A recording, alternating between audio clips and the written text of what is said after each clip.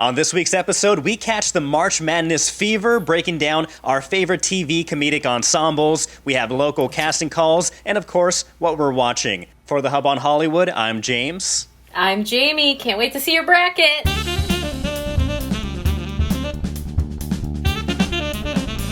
All right, Jamie. So since everybody has caught the March Madness fever, I figured why not get the Hub on Hollywood involved? But instead of sports, because I know we are both big sports buffs, instead of that, teams. Go sports. Instead of that, I thought talking about the best TV comedic ensembles out there. You know, the cast of How I Met Your Mother, the cast of Parks and Recreation, Friends, Seinfeld, all those great shows. We had to find out which show has the best comedic ensemble. We're going to be using the March Madness, the flawless March Madness bracket system to find and solve this. We also have our casting calls and what we're watching. But before we get into that, Jamie, as we've mentioned all the time, we are Hollywood East. And so it should be no surprise when Hollywood East has some actual Hollywood A-list actors visiting. And everybody's going crazy over not only Zendaya making an appearance last week. I heard about Zendaya.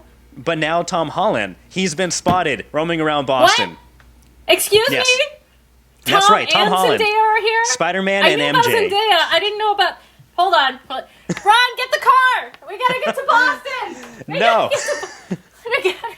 Oh my God, I love Tom and Zendaya. How exciting. Right after this, I'll make my way down there and see Tom and Z because we love them so much. That's when it's appropriate. Welcome to Boston. Enjoy Boston. I'll leave you alone. You know what? You want your private time. That's fine. That's fine. But you guys are the best. Welcome to Boston. But you're right, James. There are so many films coming to Hollywood East. That is why we're called the Hub on Hollywood. And so, it's really exciting to see them here. And I hope they enjoy it during March Madness time, right? Now, if we run into them, we are for sure asking them to be on the episode of the Hub on Hollywood. No. So I just want you to know that if you see them, I don't want you to scare them off. Like, be friendly, seem normal, just normal enough. I won't scream and run at them. How about that? Thank you. You know what? They'll be excited to see us because really, they're waiting to be on the Hub on Hollywood. Hopefully they don't scream and act all insane. Exactly. No. And so the same goes for you. If you see Tom and Zendaya out there, give them a friendly wave. I'm sure they love it. But at the same time, don't chase them away. We want them to come back. But let's go right into this March Madness for the best TV comedic ensemble. I have as you will see and hear, I have a bunch of names written on a little bit of pieces of paper with our picks, shows that we've seen that we can fairly critique and give our feedback. But we're making this bracket right now, which you can join us at home if you're watching. We want to see what your results are. And so, Jamie, you have that bracket board right behind you. I'll also be making a little bracket in front of me. But without further ado, let's just go into it. I'm going to shake this up. So this is randomized. We don't know what is what. Let's see what we're dealing with here. Will be put up against each other. But for the first one, in the left bracket, we have the Big Bang Theory. Ooh, that is one of the best. That's one of the best. So we've got, Big Bang over here. Big Bang. This is left, right? Okay. Right. And I'm shaking this again, and Big Bang will be going up against... Ooh, It's Always Sunny in Philadelphia. Oh, Big Bang that's a tough one. That's a really tough one. Always Sunny, okay. That's great. Yeah. Okay. In the right bracket. Yeah. First one in the right bracket going up, we have Scrubs. Scrubs, all right. That's a classic. Fantastic show. Zach Braff. Yeah. What's his name? Faison. Donald Faison. Okay, so Scrubs going up against. Let me. No cheating here. This is all randomized. Scrubs is going up against Parks and Recreation. Parks and Recreation. There we go. All right. Parks and Rec. Okay. That's all right. There we go. Parks and Rec. Okay, this is on the left bracket. I already know who's going to win for me. All right, back to the left. Okay, back to the left bracket. Next pick is New Girl. New Girl. Give us a little more Is that shaking. Zooey Deschanel?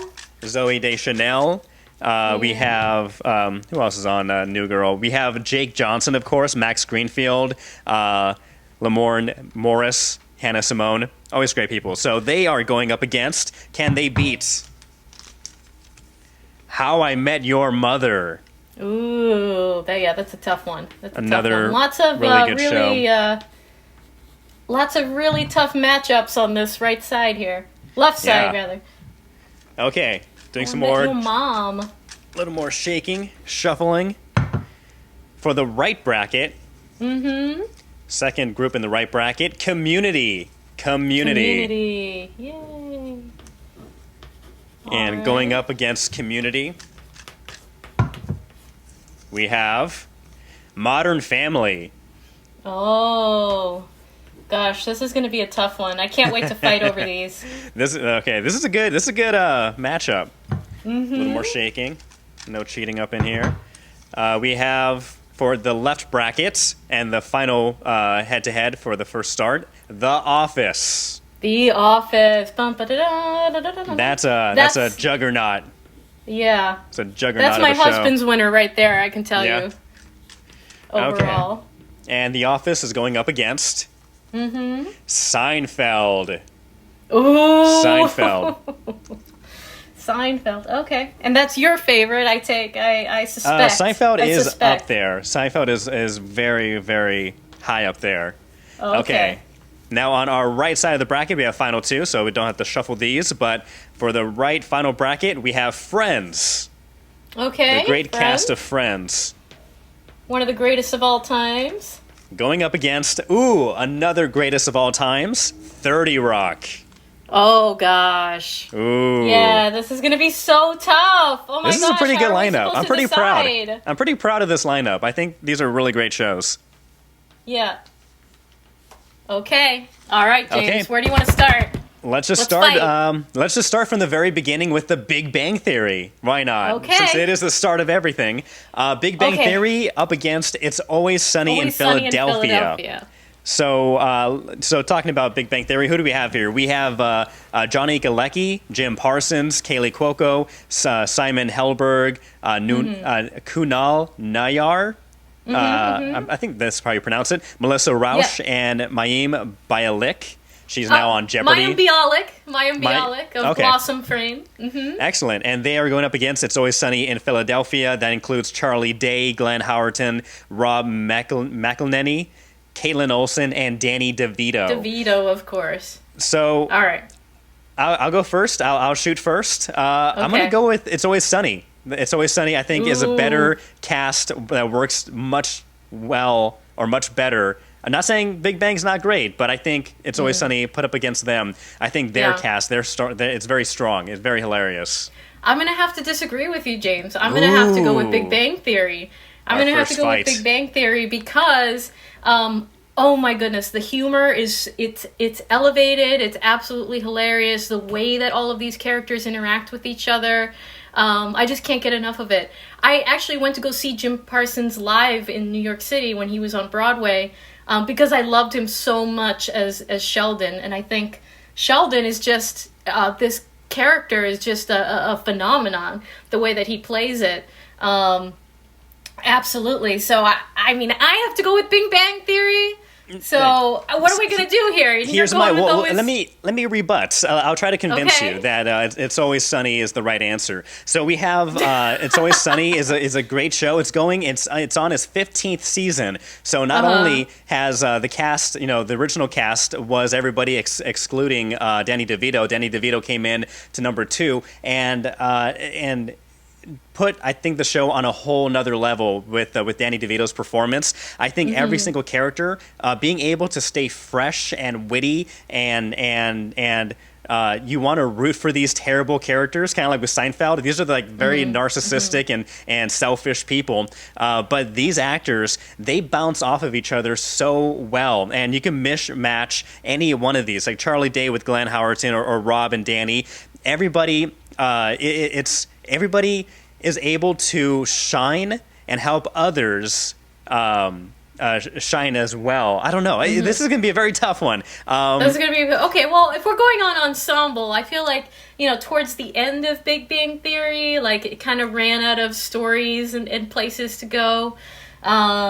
It's Always Sunny is pretty strong. There was a little bit of awkwardness. Yeah, Kaylee Cuoco and her boyfriend on screen, they dated off screen too. And I don't know. I feel like maybe they brought that awkward energy on set sometimes. But as a show overall, Big Bang Theory is my favorite. One of my favorites of all time.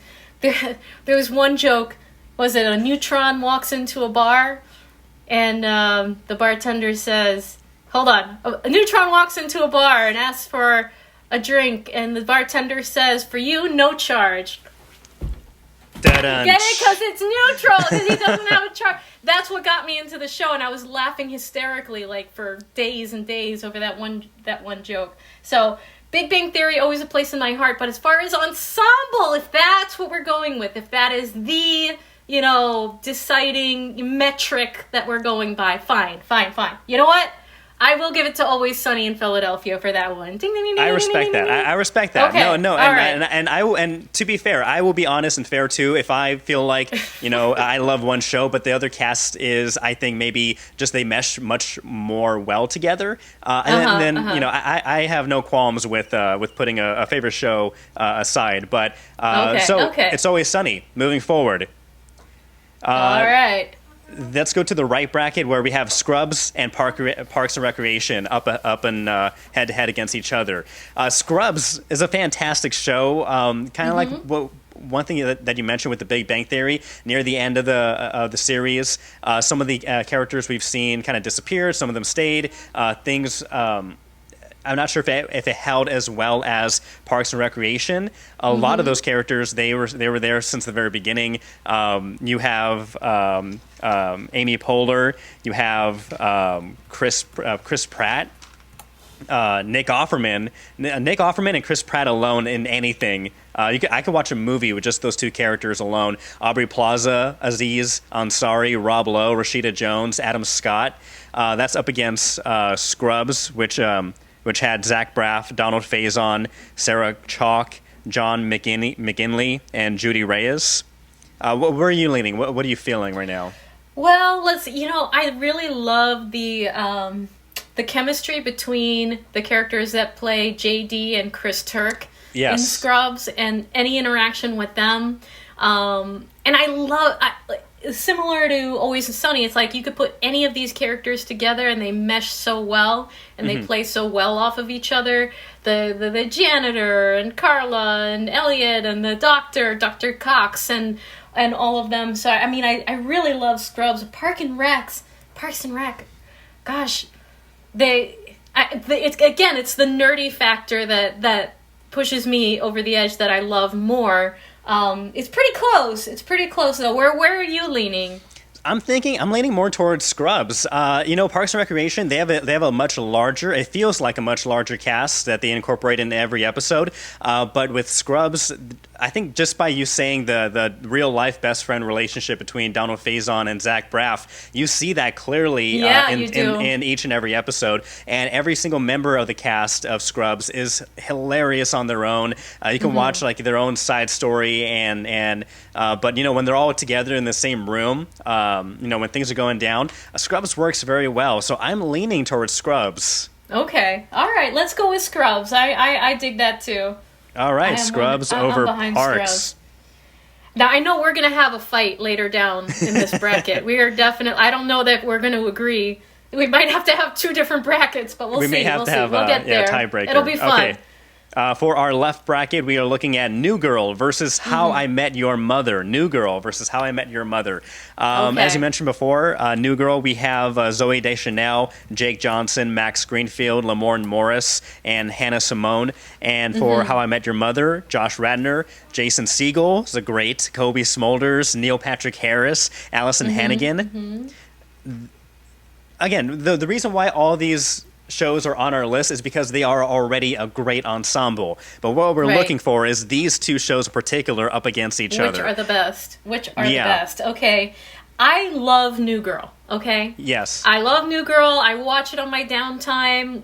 It just seems like every episode was hilarious and different and intriguing, and just the quality that all of these actors brought to the table was spectacular and hilarious. I love Zoe's character, Jessica Day, and Nick Miller. The chemistry between them is hot fire, okay? One of the steamiest and best TV kisses, like first kisses, is between them, because they spent like 2 whole seasons building up that chemistry, building up that tension, so it was very, very satisfying.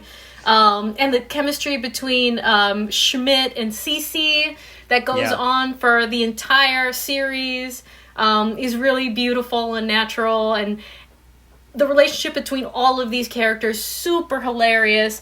Now, How I Met Your Mother, I feel like it's a lot more formulaic, and it was more scripted and kind of like the same thing over and over again. I wasn't feeling it, okay? I wasn't feeling it. I'm leaning towards New Girl. Yeah, and like How I Met Your Mother is a sitcom, in front of a live studio audience. New Girl is, it doesn't rely on the laugh or the quote unquote soundtrack or the laughs in the background to make you laugh. Yep. And so I think New Girl, all the actors there, they're inherently funny as themselves, as people and actors, but their characters, that they elevate their characters so much because they're so funny and because they work so well together. So I would vote for New Girl over How I Met Your Mother as well. New Girl moves on easily. Easy win by New Girl. All right. What do we got next? So far we're not butting heads too much. In the right bracket, we have Community versus Modern Family. Community versus Modern Family. Community is another one of these shows with a large, Modern Family also, with a large cast with them. We have Joel McHale, Danny Pudi. Hopefully I'm pronouncing that correctly. Donald Glover, the great Donald Glover, Chevy Chase, Jillian Jacobs, Allison Brie, and Yvette Nicole Brown. And for Modern Family, we have Ed O'Neill, Sofia Vergara, Julie Bowen, Ty Burrell, Jesse Tyler Ferguson, Eric Stonestreet, and the rest of the kids. There are way too many kids, so I'm just going to say the rest of the kids. So I know that behind the scenes, Community, there was drama. There was a lot of drama behind the scenes, especially regarding Chevy Chase, one of the creators. Got kicked off the show. And so when it worked very well. But I think some of the tension that was happening behind the scenes, behind the camera, I think that ultimately led to obviously a very popular character departing the show, and that changes the feel of it, dynamic, inherently. But for Modern Family, they feel like a legit family, and I think that's what has me leaning for Modern Family over Community. Well, let me say this about Community. I appreciated it so much as a show that I know a lot of people say, oh, it's so outside the box. This one really was outside the box, especially in the later seasons. Like the writing, they explored like so many tropes, so many dynamics. They really they went metaphorical. They went crazy with it. They explored so many different ideas, and they really got into, like, you could tell that the writers were movie lovers and story lovers, and it was so creative, and I appreciate Community for that forever. Also, Troy and Op-Ed in the morning. Troy and Op-Ed will always be one of my favorites of all time. Their relationship, their dynamic, everything that came out of that was so cool, so wonderful. However, Ensemble, like you said, Ensemble, gotta give it to Modern Family also. Gotta give it... everyone on Modern Family works together so well. That family dynamic, that crazy family dynamic, all of the characters, their chemistry together, it shines through, absolutely. So we got to give it to them, but like I said, those are my kudos to Community. So I agree. And, all right, we're getting there. And as we must reiterate, we're not saying any of these shows are better than the other show or bad or anything. All these shows are great. All these actors and ensembles are fantastic. It's just the head-to-head. And for our next head-to-head, as I mentioned, two juggernauts, The Office versus Seinfeld. So for The Office, Lordy. Oh gosh, I love both of these. Let's do this. So for of course, go ahead. You want me to start? Okay. Let's see. James, I got to give it to the Office hands down. I've never been a fan of Seinfeld, and I know for that I might lose your friendship. But at least my fiance's friendship.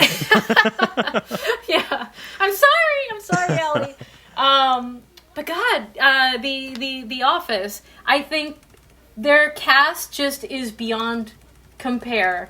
The relationships there are so genuine and long-lasting. All of these people like genuinely love each other in real life. You've got John Krasinski, who's one of the greatest actors of all time, and this is where he got his start. This is where he became famous. He almost gave up on acting before he got this. He said he was trying to go back home. He was trying to move back home with his mother, and he was about to give up on everything, his entire career, and then he got the call to be on The Office. You've got Ellie Kemper, Jenna Fisher as Pam. You know, Jim and Pam's relationship, one of the most iconic. Yeah, sure, we stole The Office from Britain, but I think we did it better. And Steve Carell as Michael Scott, just so good it makes you uncomfortable. There is so many dynamics, there's so many episodes that are just so incredibly hilarious because of that awkwardness, and everyone plays off of it so well and feeds into it in their own unique way, and they own their characters so well. I gotta give it to The Office. I've gotta give it to The Office, because if I don't, my husband will divorce me, okay? Let's just be frank, let's be honest here. But also, you know, I never got into Seinfeld. I felt like I hated all of the characters in Seinfeld. Like, I felt like none of them were good people. That's the point. It's like they made me so mad. It's Always Sunny in Philadelphia is called like the modern version of Seinfeld, because all the characters are inherently terrible people. Yeah. But they're hilarious. And I will say, you know, Seinfeld, of course, you have Jerry in there, Julia Louis-Dreyfus, Michael Richards, Jason Alexander. For The Office, which I absolutely love, I will say, I will argue that there are some, maybe not the main characters, maybe not Steve Carell, maybe not John Krasinski or Jenna Fisher or even Rainn Wilson, but I would say there are members in that ensemble, like the extended members in that ensemble, that you can or could possibly replace with another actor. Mm-hmm. However, Seinfeld would not be Seinfeld without the main four, the holy quadruple trinity of Seinfeld. The quadruple trinity. Yeah, and so I think Seinfeld is like one of those things where every single person, the casting was spot on. They even have an episode where they make fun of, like, you know, casting these characters and you know, them finding who's going to be playing George or Kramer or Elaine.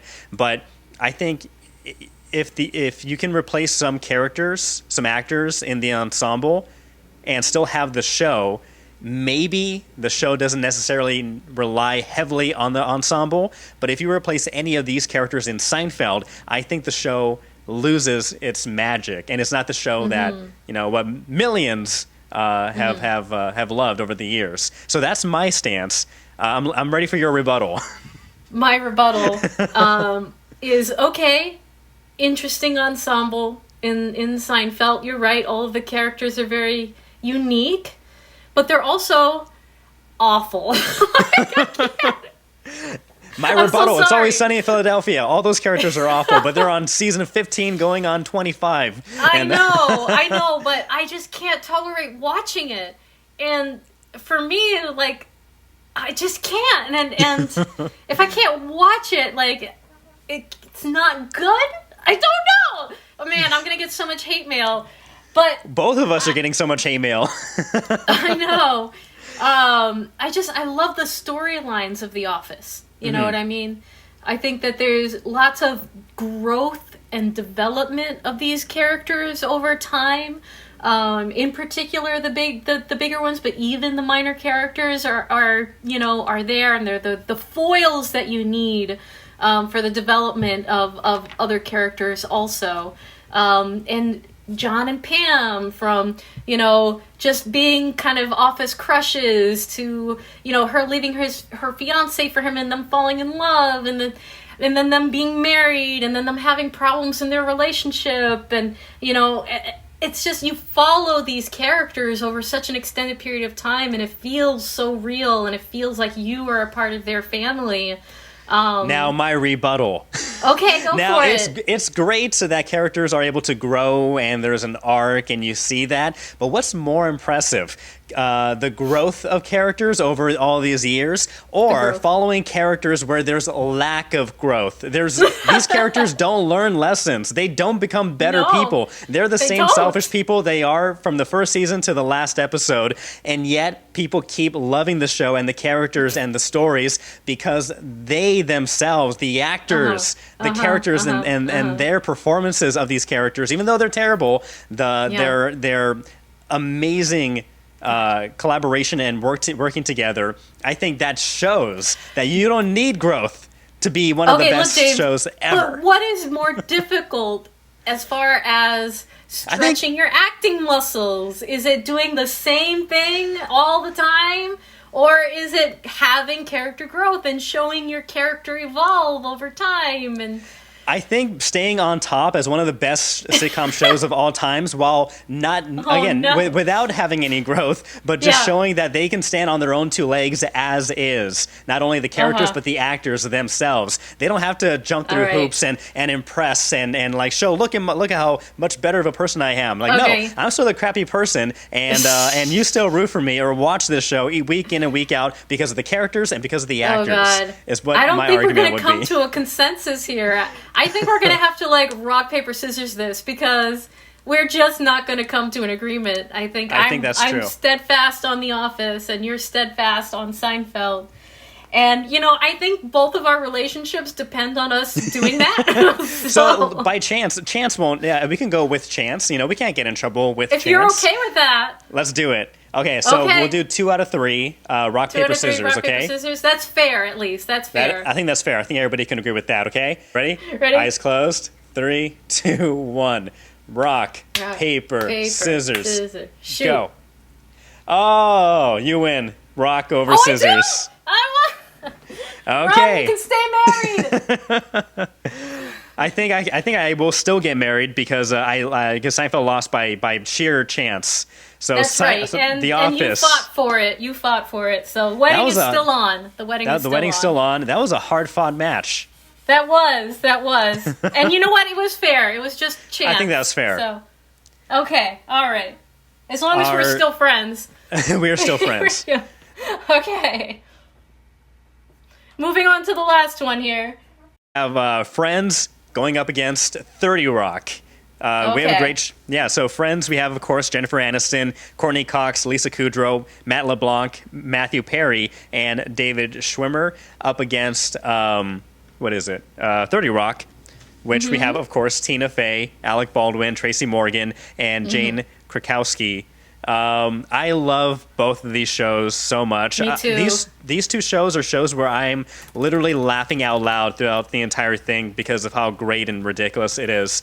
Right now, I'm leaning towards Friends.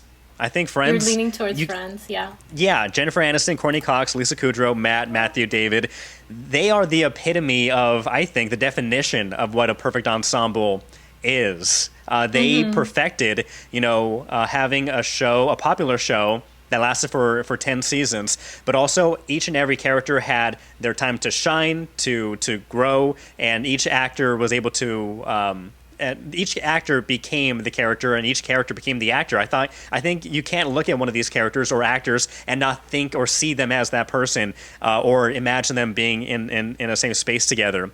And also the one thing that I think makes them a great ensemble is that during negotiations, they were each on the same page where they were on where they all agreed we all get paid the same amount, nobody gets paid more, nobody gets paid less, we are a team, we are a unit, and we are why the show works. And I don't think we've seen that in any other show nowadays. Maybe The Big Bang Theory, but that was groundbreaking for any sitcom or show, that all the actors are treated fairly and equally because each one they're equally talented and great. So that's why I'm going with Friends over 30 Rock. All right. Well, I will say for 30 Rock, Tina Fey is a comedic genius. Yes. She is amazing. Like you said, laugh out loud every episode. Really elevated humor, smart, brilliant, hilarious. I love the interactions of these characters because they're so true to life. They're so true to life. When you're working in media, you've got the divas, and you've got the boss, and you've got all these different characters, and you got to manage the personalities. And you know, so I mean, I love it. I love 30 Rock so very much. And it's one of my go-to shows when I'm just need the time. I've got the time, and I'm sitting down, and I want to laugh. I put 30 Rock on. But I have to agree with you, James. I have to agree with you on the incredible ensemble that is Friends, the force de resistance that is Friends. France. Yeah, and what they've done for media and what they've done for the genre of TV comedies, like they are the powerhouse. They are the powerhouse. So let's go ahead and give that to Friends. Friends moving forward. And as I'm putting this bracket together right in front of me, I am faced with an immediate problem, because now we have a bracket system that's evenly tied with 3 on one side and 3 on the other side. It doesn't go down to a perfect 1v1. And so I think we have to kind of play with this. Sorry, bracket experts and March Madness lovers out there, but this is the Hub on Hollywood's bracket, and we could tweak the rules a little bit. But why don't we do 3 versus 3 and down to 1? Yeah, let's do 3. Yeah, let's do that. So because we're running out of time anyway, so we're speeding this up, guys. Okay, so we have on our left bracket, you're right, good thinking. So on our left side, we have It's Always Sunny in Philadelphia going up against the cast ensemble of New Girl, who are also going up against The Office. So this one's a pretty tough one. The Office, New Girl, It's Always Sunny. Because it's so tough, I'll let you start with your... Oh, God, okay. Yeah, thanks. Thanks for that. All right. Well, man, these are all fantastic. And they're all funny in different ways. They are. You've got New Girl that's just kind of eclectic and funky and sweet. You've got Always Sunny, we were talking about, New Age Seinfeld, where everyone is terrible, and you've got The Office, where it's just, really uncomfortable. So these are all 3 different comedy styles. Yes. So what are we going by? What are our metrics here for best ensemble? So let's see. Initially, at first glance, I'm leaning in this 3-horse race. I think the 2 frontrunners are It's Always Sunny and The Office. Okay, so I agree with you there. Yeah, so I love New Girl, but I think that's a little lagging behind. Right. So for me, it's New between Girl's The Office bye-bye. and Sunny. Bye-bye. I think, The Office, it has such a great cast. Maybe this may be my bias showing, but I love It's Always Sunny in Philadelphia, and like I've said, 15 seasons going strong, and they keep punching out new episodes, keep punching out new ways to stretch these characters, these very selfish and not non-growing characters. The Office, though, I don't want to say it feels more like a family, because the Sunny crew, they feel like a family too behind the scenes as well. They even have a podcast. So do the Office cast members. Both cast members for both of these shows have podcasts talking about their episodes. And so my gut is leaning towards It's Always Sunny. I think your gut is going to be leaning towards The Office. Well, look, you know what? Here's where I'm going to diverge from my husband, okay? Because as much as I love The Office and I appreciate the ensemble and everything, their form of comedy and the relationship of the cast members on screen is so awkward that it makes it makes it hard to watch sometimes. But I always enjoy Always Sunny. There's never an episode where it feels so awkward that I have to run away. Right. And it's always funny. And Danny DeVito, I mean, you can't beat him. He's just a spectacular human being. So you know what? I'm going to go with you on this one, James. We're going to go with Always Sunny is the finalist on this side of the bracket. Yeah, Sorry, Danny DeVito was such a great addition to It's Always Sunny. Again, out of nowhere, never would have thought that, this big actor, Danny DeVito, he loved season 1, and he was telling his agent, I need to be on this show. And so it's such a great thing. And so, go Danny DeVito. But now on the right side of the bracket, we have these three heavy hitters: Scrubs, going up against Modern Family, not Modern Marvels. That's another show, but also going up against Friends. So Scrubs, Modern Family, and Friends. Yeah.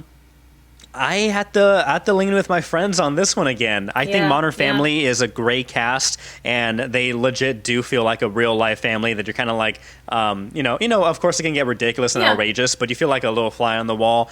Scrubs, I think they bounce very well off each other, and each character is, hilarious and fun to watch. I just think Friends, they just have that magic.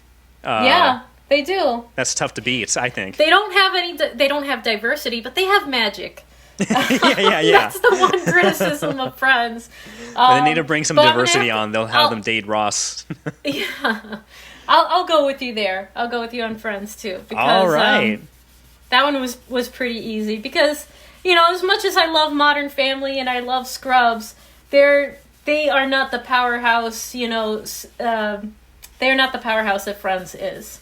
All right, so and our those last storylines are. So, our final showdown. Always Sunny in Philadelphia versus Friends. Is this going to be a punch, a punching fest, or will this be a easy knockout? Let's see where we're leaning. Okay. Jamie, it's Always Sunny in Philadelphia. Do you want to just say it at the same time? Maybe we can say it at the same time and see what we're leaning towards. Let's do it. We'll count down from 3 and 2, 1, okay? Okay. Ready? 3, 2, 1. Friends! All right! Friends is the winner of the March Madness. Congratulations, Friends. Fireworks. You've done it again. Way to go! You sons of guns have done it again. I think if you look up perfect ensemble in the dictionary, I can't help but feel Friends checks every box that you're looking for. Like I said, one of the shows where I'm laughing out loud constantly, and it's been years since I've seen, obviously reruns are always running, but to have it, on streaming services nowadays, whenever you want, and you can just binge every single episode, it's very hard to get tired of these guys. No, I think, exactly. With every rerun, it's just as funny as the first time that you watched it. And my favorite relationship there is Chandler and Monica, right? And that evolution from friends to secret lovers to being married and all of that stuff. So I love their relationship so much, and that was like a gold standard for me growing up. It's like, I want Chandler, I want to be like Chandler and Monica, and it's so funny and it's so well done, and all of these characters genuinely love each other so very much. The writing is spectacular. The ensemble is spectacular. So of course they win again, because how could they not? How could they not? So like you said, congratulations, Friends. What was in you guys' final brackets? I know it's a little bit of a funky bracket system, but we believe in you. We're a little bit of a funky show, so it makes sense. Yeah, exactly. So please show us pictures of your bracket. Please pick the randomized bracket that we started with, and then from there you can whittle down your picks. But let us know who is the winner of your March Madness TV comedy ensemble. Why are we wrong? Why are you right? Let us know down in the comments down below. But you can listen to us on any major podcasting streaming services. So in addition to the YouTube, you could take us out on the road wherever you're going.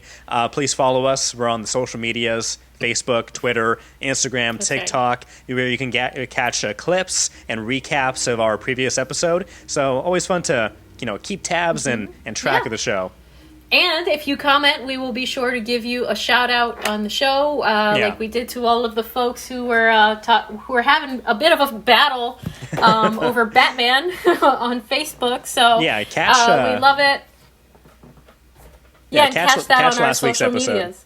Mm-hmm.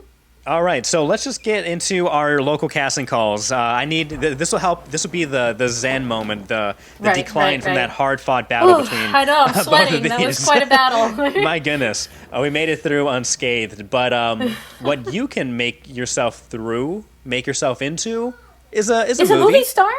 Yeah, that's right. Yeah. So we have Boston Casting. We'll start with them. They're looking for a male who is Indian for stand-in work for a feature film. This is a paid opportunity. They are looking for somebody who is between 5'4", 5'8", who is a male who is 18 years old or older. So if you are an Indian male between that age, if you fit that description, send your name, contact information, headshot, photo, resume, bio, where you currently live.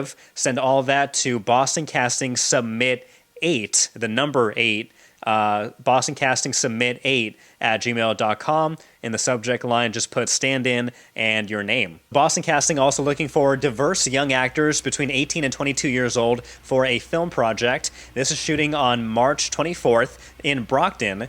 This pays $335 a day. So if you think you are a diverse individual between 18 and 22 years old, send your name, information, everything else, headshot, where you're located. Send that to Boston Casting Submit 5, the number 5, at gmail.com. In the subject line, put young actors. Okay, and so here's a reminder that Boston Strangler is currently filming right now. That's through Billy Dowd Casting if you'd like to be background. So you want to go to billydowdcasting.com for that. The Holdovers is also filming. That's through Boston Casting.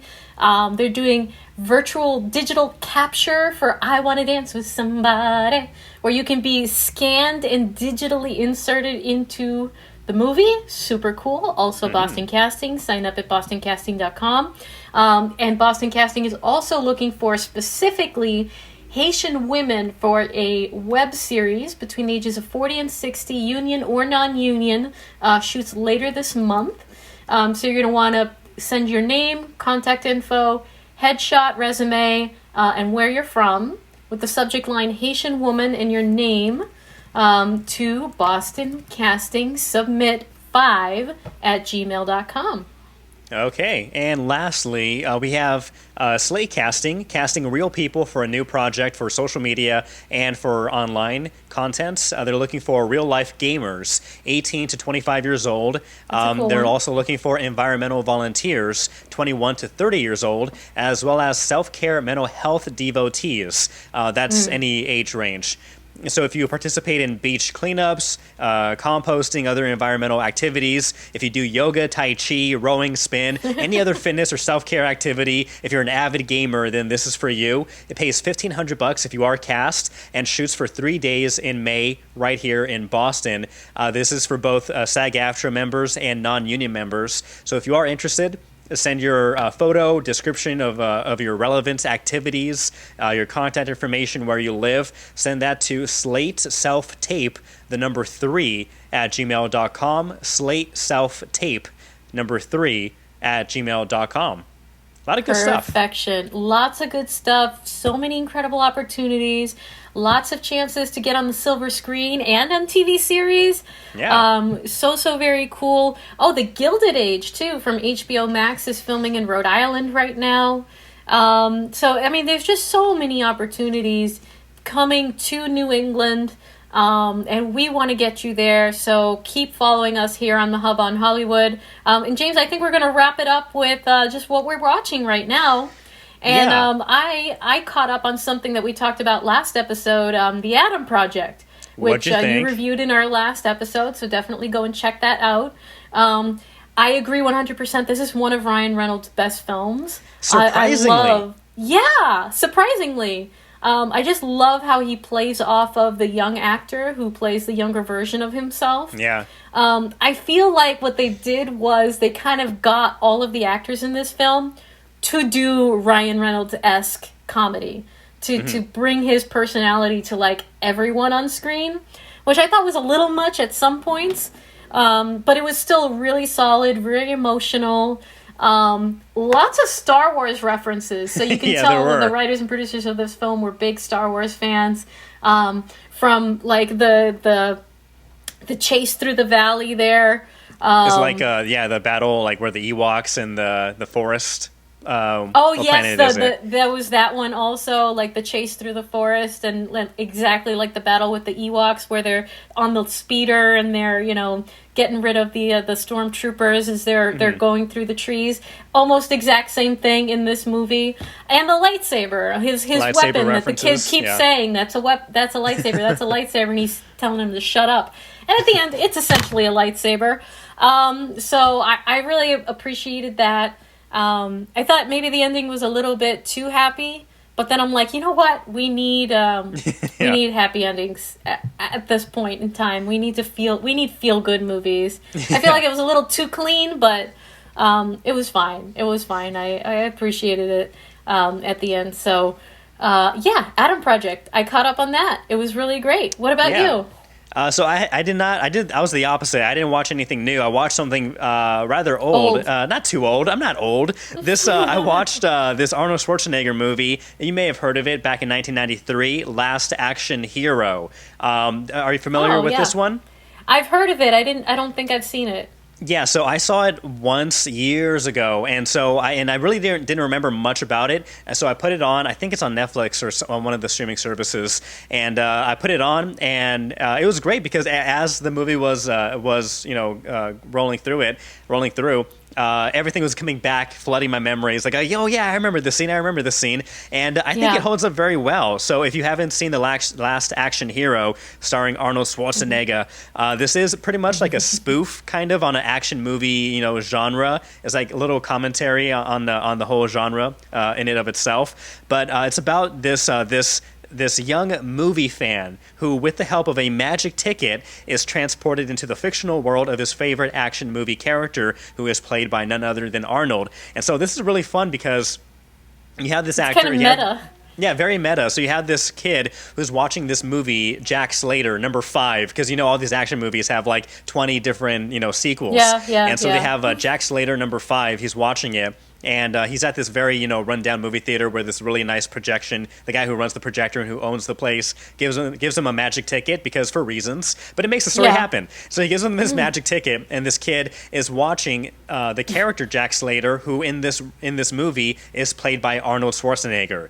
But he gets sucked into the movie, gets sucked into this world where that's not Arnold, that's this character Jack Slater, and he's helping him solve this mystery and trying to catch the villain. And each way, the kid is calling it like, oh, you're gonna say this catchphrase, or this car is gonna jump over this, and the big explosion's gonna happen, or he's naming all the action hero cliches, and so that's hilarious. And then not only is the fantasy fictional world fun, but then at one point he pulls the character Jack Slater into the real world, where at one point Jack Slater. Arnold interacts with actor Arnold Schwarzenegger at the premiere of the latest Jack Slater movie. And so I think it's really fun at poking fun. And Arnold, I think, is it's really good of Arnold to poke fun of himself and his own movies that he's done before. Okay. And so I think it actually ages very well. It didn't. I think it got like 6 out of 10 stars on reviews. I would notch that up to 7 because I think it's a very good Arnold movie that aged pretty well for the times. I really appreciate movies that don't need a logical explanation for why they're happening. They're just happening for fun, for reasons, man, like you said, ticket. Because the movie has to happen. So I appreciate that. Say, hey, I might check that one out. Yeah. So what are you guys watching? What should we watch? What should we review next? Etc., etc. Let us know. We're the Hub on Hollywood. Find us anywhere at Hub on Hollywood. And I guess until next week, James, where we can fight again. Yes, fight and share be passionate about our TV and movie loves. But until then, I'm James. I'm Jamie. See you guys next time. Bye.